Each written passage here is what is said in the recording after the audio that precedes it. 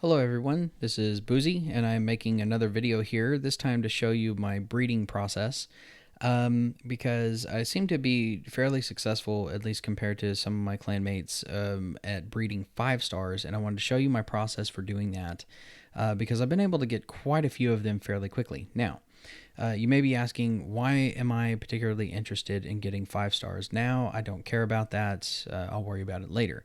Well, I would contend that you should be worried about that immediately, right when you start the game, because again, it's just like anything else. You should be taking care of yourself in the future. Right now, it's going to pay off dividends later, and the reason being is this. So a lot of people may think that a star rating, and what we're specifically referring to right there is under classes on the left hand side, um, is a star rating, does that equate to power? So is a level 30 5-star character more powerful than a level 30 4-star character? The answer is no. They're the exact same. So what do the stars mean? Well, if you hit the little plus sign next to the stars, you'll see a little pop-up that says potential. So a 4-star character has the potential to level up to level 80. They cannot ever go past level 80, and it's incredibly expensive in gems to increase their star potential. Don't ever spend those gems. It's so expensive, and it's so easy to breed 5-star that it's not even funny. This is such a waste of gems. Don't ever pay this. So a 4-star can go up to level 80. A 3-star, I think I still have a 3-star or two. Yep, there's one. Is maximum level of 60. A 5-star can get up to level 100. So here's what that means. So your treasury, your dining hall, things like that, your craft rooms, your mana well, stuff like that. That your training for those jobs, you can take a character eventually at the very end of the game to a maximum level of 55 for those jobs. So your cooks, your mint people, stuff like that. A 3-star character for those jobs is absolutely fine, but your fighters can go up to level 100. And so if you have a 4-star character like this one, the maximum amount I can train him to is a level 80. Well, eventually, and it might be months from now, I don't know when, I might want to take him past level 80. And when I do, I can't. And so the idea is, at that point, once I do that, I'm going to have to get a 5-star and repeat that training process from scratch all over again. And the amount of time that it takes to retrain a character or a dweller from level 1 to level 80 is crazy long. So by that time, I should probably have 6 dwellers or fighters inside my barracks instead of 4. And doing that times 6 is just insane. Why would you do that to yourself? Why would you, repeat the process and have to do that all over again if I just took the time up front and got the 5 stars now and trained them one time and I was done with it? I would never have to redo that over again, especially when it's so easy to get 5-star characters or 5-star dwellers. And I'm going to show you my system, that what has worked well for me, and I've been incredibly successful at this. I get new 5-star dwellers every single day. And in fact, just to give you some hard numbers behind this, I just started breeding my 5-stars about 5 days ago. And since then, I am up to 14 5-star dwellers. 5 days ago, I didn't even have one. It's that fast. Now, why do I need 14? I don't know. I can't tell you. I can't tell you why I need 14, because you don't need 14. At most, I think I need 12, because once you open up the gem bay, I think you can use up to 12 characters there. I don't know, because I haven't unlocked it yet. That's just a guess. But why would you need 14? I don't know. I've heard rumors out there that, hey, what if, wild case scenario, what if the makers of this game ever release a patch where they, upgrade the ability or increase the ability to upgrade these characters to level 100, then you would need 5 stars for that. So just in preparation, I like to be thorough. I like to, just have this stuff on demand. So I want a whole castle full of 5 stars. That's just me. I'm well on my way to do that. And I think it's fairly easy to do it just passively. So here's the system that I've been using to do this. And again, fairly easy. So the first things first, get both of your living rooms out. Make sure they're joined together to make one large living room. This is very important. If I go to info, I'll show you why. Each living room is expecting a couple. You can see with 2 females there, nothing's going to happen, whatever. They're not very progressive, apparently, and don't believe in adoption. But here's the deal. If you don't join these living rooms together, the system that I'm about to show you doesn't work as well. It's not going to work at all. But you need both your living rooms out. They both need to be the same level and join them together to make one large living room.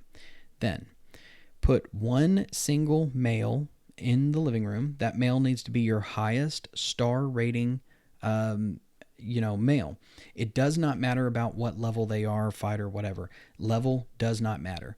Only that their star level matters. Then fill the rest of the room up with 3 females. Star level doesn't really matter on those females. Just put them in there, 3 of them. So the first things first, the first female will automatically start his courting or mating process with the male, whatever. And a timer will start going down. At the end of that timer, she'll get pregnant. And when she does, the next female will automatically start the mating process with the male.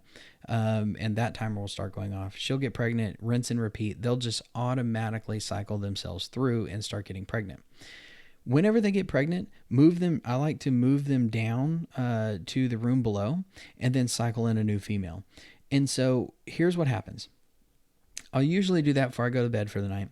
And then, when I wake up in the morning, I'll have pregnant females and I'll hatch the babies, whatever. I know, hatch, that's funny.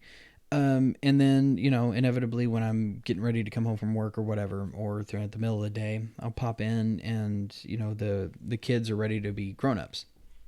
So when they're grown-ups, if they're a male lower than my, father over here, I'll go ahead and banish them from the castle right away because I don't need them. Unless they're a 5-star. If they're a 5-star, keep them obviously. But if they're like a 3-star or 2-star or whatever, I banish all 1-stars and 2-stars. Don't need them. If they're a female though, I'll keep them.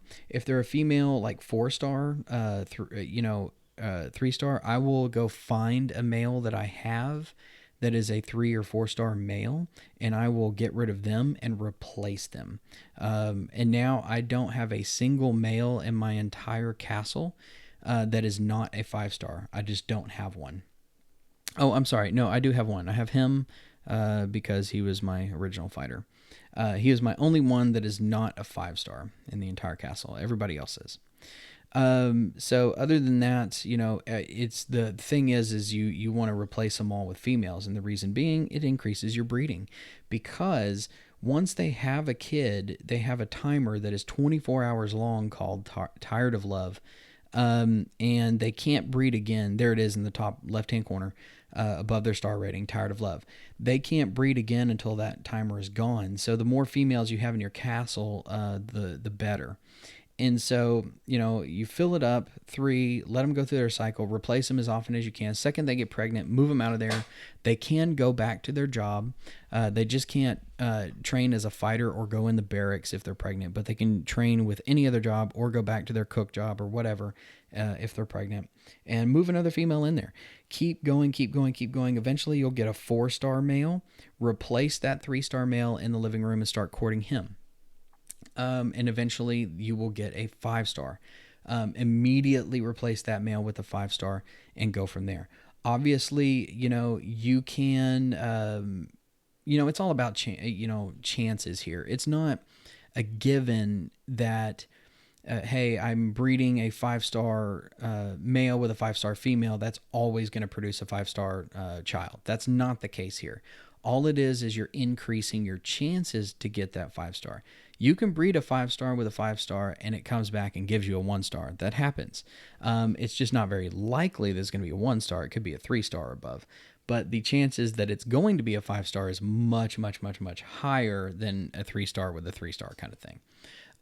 So, just keep at it and keep at it, keep at it, keep at it. Banish them, banish them, banish them immediately. Do not do not fall in love with these things. This is a computer game.